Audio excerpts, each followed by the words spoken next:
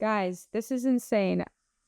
I just recorded my entire video, my entire reaction for UFC 304, and the audio for some reason didn't record, so here I am recording it again. This is insane, but here's my reaction for UFC 304 and everything that happened on it. Let's start off with Shauna Bannon versus Alice Ardelean. So, I wasn't really here to watch the entirety of that fight, but Shauna Bannon, I saw her in the third round being super sloppy with Alice Ardelean, both of them being extremely sloppy. They were like basically hugging each other, like not really doing anything. I don't really have much to say other than Alice Ardelean was the girl in the end who had a beat up face. And so anyways, Shauna Bannon won. That was my prediction. So I'm happy that happened. Anyhow, it was a pretty easy decision win though, I guess. So whatever. All right, let's move on to Sam Patterson versus Kiefer Crosbie. I predicted for Sam Patterson to win. Initially, Kiefer Crosbie looked not that bad, actually. I saw him on the weigh-ins. He looked okay. I was kind of questioning my Sam Patterson pick for a minute there, but Sam Patterson won.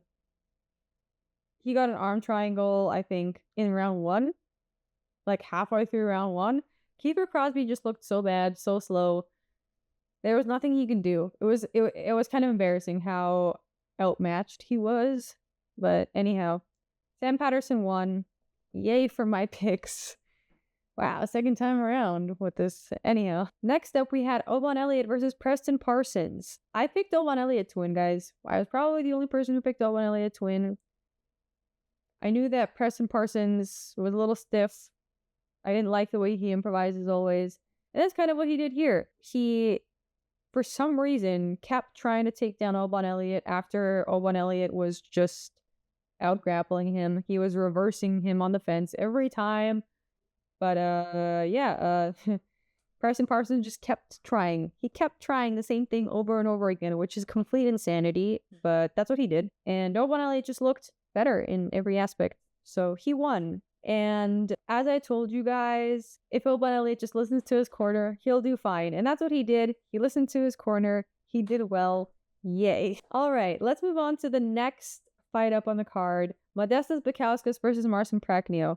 So I picked Modestas Bukauskas because he had the better technique. I told you guys this already. Marcin Prachnio, he just looks weird on the feet. I wouldn't even say bad. He just looks weird. And he was doing pretty bad. In round 2, got taken down by Modestas Bukauskas. Modestas Bukauskas couldn't do anything with that takedown. But in round 3, Modestas Bukauskas took Marcin Prachnio down again. And this time, he slowly inched his way up to an arm triangle. I don't even know how he did it because he has no grappling ability. But Marcin Prachnio has even less grappling ability. He was on the ground and he had 0 answers. He just had a big sweaty man on top of him. And to be fair, I mean, actually not to be fair, but the submission was a bad look for him, I will say. He's got to improve his ground game after this fight because this was just mildly embarrassing. But anyhow, let's move on to the next fight, the first fight on the prelim card. Mokaev versus Manel Kape. Guys, the days before, there was a lot of drama stirring up, as you guys know. Even on the weigh-ins, the ceremonial weigh-ins, these guys couldn't even do their face-off because there were just too much tension between them. So it looked like they were ready to fight on stage. Even in the octagon, the day of the fight, before the fight began, security had to come in and separate the two because it looked like they were just going to go at it immediately. They couldn't even wait for the fight to start. And then the fight actually started and neither of them did shit. Everyone kept waiting for the tension to, go away, for something to finally happen. And it's like both of these guys just were hesitant to get hurt or do anything. And round 1 passed. It was super boring. In round 2, Mokaev decides to try and pull Manel Kape's pants down and expose his butt. To be fair, I think he was actually just trying to cheat and bring him closer and put himself in a more advantageous position. But that didn't happen for him. He should have gotten a point taken away from that. He didn't. And he also broke Manel Kape's toe. Manel Kape is a champ for fighting through that because that's insanely difficult. Conor McGregor could never. And then Mohamed Mokaev won the decision somehow. I don't know how he won the decision. I mean, but I wouldn't say it was like 30-27 because that's what the judges scored it. But that's what happened. He won the decision. His contract isn't getting renewed. He called up for it too. But sorry, dude, you can't cheat and then get your contract renewed. Why would you do that? That's such a bad move. He didn't have to do that. The guy's toe is already broken. I'm pretty sure his toe was broken already. So I don't understand why he did that. He just threw his career away, in a sense. I mean, I'm sure maybe he'll be back at some point, but that's such a poor decision on his end. All right, next fight up, Mick Parkin versus Lukasz Brzeski. Guys, I told you this was going to be an easy fight. Mick Parkin was going to win. And he won, actually, very easily in the round one. I didn't think that Lukasz Brzeski would go down the way that he did. Because, he's a big, tough Polish guy. But it seemed like Mick Parkin just kind of waited to see what was going on. Took his time for a minute. And then just shook him.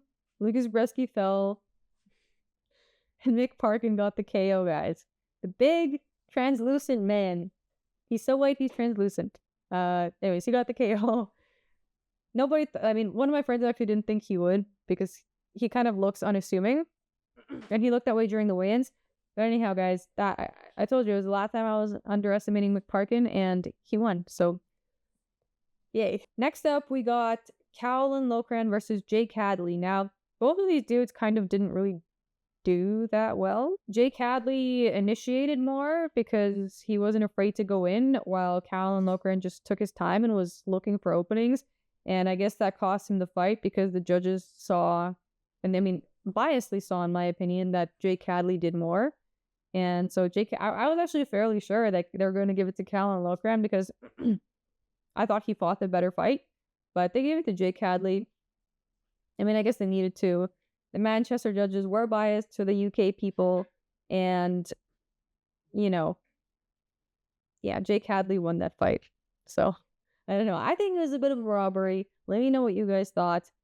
That was what I thought. Next up, we got Molly mccan versus Bruna Brasil. Guys, I just thought Molly mccan was better than she was. And now I'm saying this for the second time because this recording went out. The audio went out in the other recording, unfortunately. Very frustrating. But anyhow, I thought Molly mccan was better, but she just completely got destroyed. I thought she was quicker, but anytime she tried to go in, Bruna Brasil was just a step ahead of her and countered her completely, which wore away in her confidence. And also Molly was absorbing some crazy body shots from Bruna Brasil. Like you could see her going down and needing a moment to recover, unfortunately. But yeah, she just got kind of destroyed in that fight by Bruna Brasil. And we saw that apparently they were very much levels apart. And I thought it was the other way around. Anyhow, let's move on to Nathaniel Wood versus Daniel Pineda. I don't really remember this fight all that much, other than, it wasn't actually that memorable, to be honest, in my opinion, other than Nathaniel Wood won the third round fairly dominantly. I think he was doing pretty well. Maybe not in the first round, but I think the second round he was winning. And in the third round, he was completely piecing Daniel Pineda up, and Daniel Pineda had nothing for him. So I picked Nathaniel Wood to win by decision, and I'm pretty sure that's how he won by decision. I don't know why I don't remember this fight, actually. It's like a little blind spot in my mind. But anyhow, Nathaniel Wood won, guys. This is the second time I'm talking about how I don't remember this fight. And anyhow, so yeah, he won. Let's move on to Christian Leroy Duncan versus Gregory Robocop Rodriguez. I don't know how Christian Leroy Duncan was the favorite in this fight because Gregory Rodriguez just big brother to this guy all the way through. They kind of actually look like brothers, to be honest. But Gregory Rodriguez completely manhandled Christian Leroy Duncan the entire time. There was nothing that Christian Leroy Duncan can do. There was literally no room to breathe for Christian Leroy Duncan because that's how much he was getting controlled and dominated by Gregory Rodriguez. In round one, Gregory Rodriguez managed to put a shushka, a lump. I'm going to call them a shushka from now on because that's what they're called in Russian. I'm not really sure what the correct terminology for them is in English. But yes, he had a massive shushka on his forehead. And I think everyone was waiting for that thing to pop. I know those things don't pop, but I was waiting for it to pop. It looked like a big cyst. Anyhow, Christian Lear Duncan was doing virtually no damage to Gregory Rodriguez up until like the end, where he managed to land an elbow on him. And I think that cut open a part of Gregory Rodriguez's face, and he started bleeding all over Christian Leroy Duncan. By the end of it, these two guys were both just covered in blood. The fight ended. They were both covered in blood. Gregory Rodriguez grabs a bottle of water and just pours it on himself, diluting the blood. The blood washes away. It was just like a movie moment. Very magical. I hope this fight got Fight of the Night bonus, because it was simply that good. Okay. Next up, we had Arnold Allen versus Giga Chikadze. I picked Arnold Allen to win, but actually Giga Chikadze was doing pretty well in the first round. Unfortunately, we had no idea that Giga Chikadze's team was not training cardio at all, because Giga Chikadze has a good technique. He was doing well, but his gas tank just slowly, steadily turned to shit. Okay. He ran out of gas completely, and by the third round, he was just getting pieced up, and so he lost the decision. Arnold Allen won. This is a call for Giga Chikadze to train cardio if he needs to go, if he wants to improve or go anywhere in his career at this point, because I'm sure as much as his technique is fabulous, he has no cardio, and we found that out last night. All right. Now we're moving on to the juicy fights of the night. Bobbert Green versus Paddy Pimblett. I'm calling this guy Bobbert from now on, guys. This is just how it's going to go. And, I picked Paddy Pimblett because I was like, you know what? Bobby Green is too old.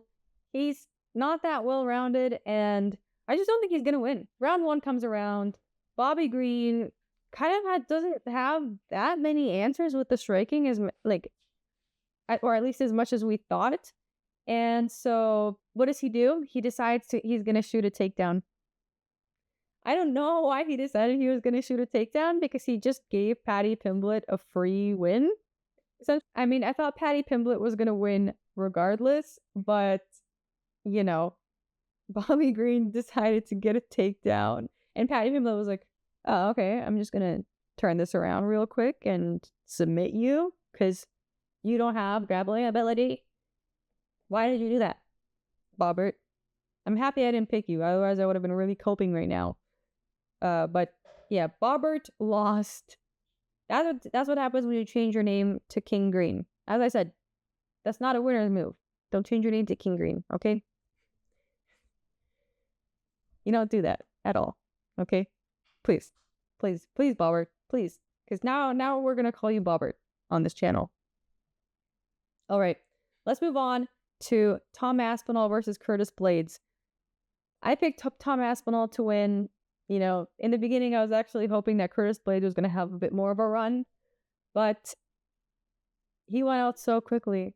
I think he was like a minute in. Tom wobbled him, Curtis Blades fell to the ground and immediately just accepted defeat. And I wish he wouldn't have. I wish Curtis Blades, maybe didn't accept defeat so quickly, but unfortunately Curtis Blades has a mindset problem. Curtis Blades has a problem with believing in himself, and unfortunately he just can't believe in himself, and so he doesn't really know how to defend from this position when he's on the ground, and he just, gets the fight called. The ref called the fight, and Thomas Aspinall got the TKO. It was a good win, to be fair. It was a great win for Tom Aspinall. I didn't expect it to happen so quickly because I like Curtis Blades, and I didn't want to see him so disappointed because, when that fight ended, he looked extremely disappointed in himself. I think he was hoping he would have a little more of a performance, but that's not really what happened. And yeah, it was a little sad for Curtis Blades, but it is what it is. And yeah. All right, guys. Let's move on to the final fight of the night. Leonard Edwards versus Belal Muhammad. Guys, I picked Leonard Edwards to win. And wow. How was I so wrong about the outcome of this fight? I thought he was faster. I thought he was stronger. I thought he was better. But apparently he hasn't been training at all for this fight because, you know, from the UFC embedded videos and all the other media coverage, what did we see? We saw Leon Edwards sparring with his kid. I'm sorry, but that's not how you defend your belt. What did we see from Belal? We saw Belal grappling with his coach, grappling, taking advice from his coach, really, really, really training. He really, really, really wanted this. And we all didn't believe it. Not all of us, but many people didn't believe in him. I was one of them. And the thing is, I just didn't expect Leonard to do that badly. Round 1 came around. I was like, wow, he's doing really badly, but maybe he's just having a slow start. Round 2 came around.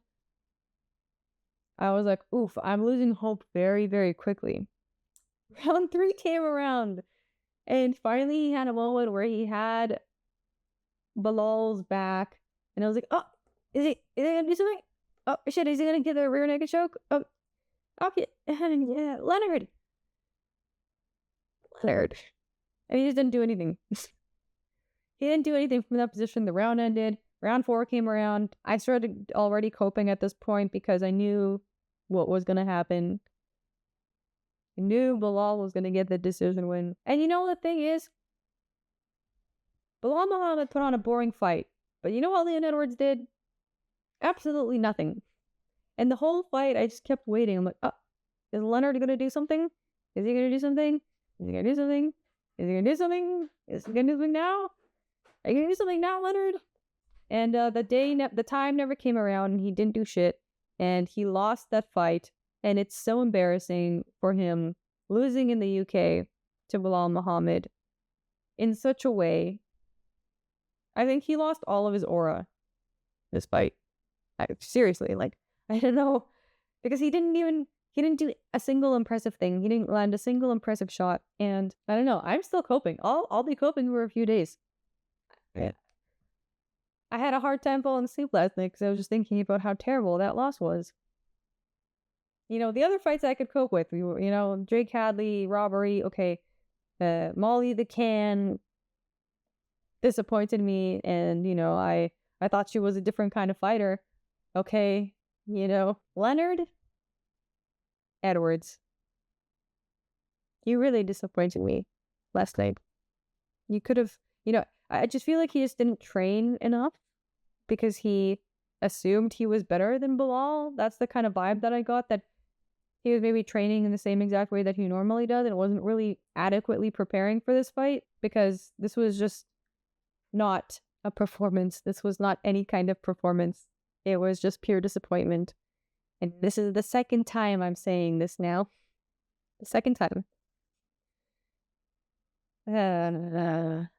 Okay, anyhow. Now that we've gone over this for the second time, let us play the Shauna Bowl to wrap it all up. And today, actually, we're going to play it in a bit of a different way initially. I haven't played it this way for you guys before, but it's a different kind of frequency. I'm going to spin the stick, I don't know what this thing is called, around the bowl. And it's very subtle, but it's actually quite cool. So I hope the mic catches it. But anyhow, thank you guys for watching.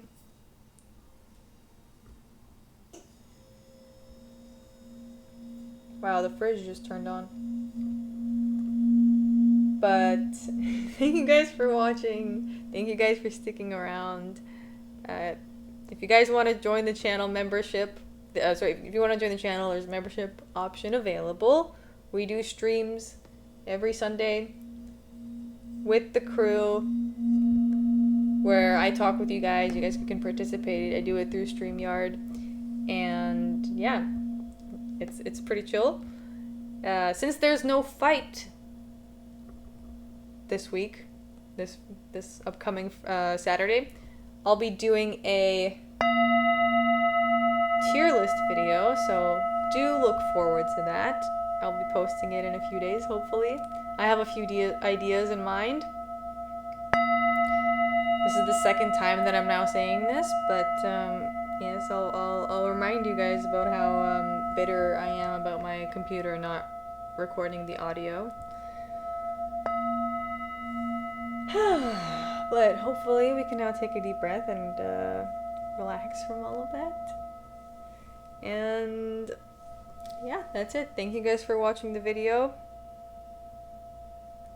I hope it was at least a little entertaining and you enjoyed my reactions, and that'll be all for this week. I'll see you in the next one. Bye.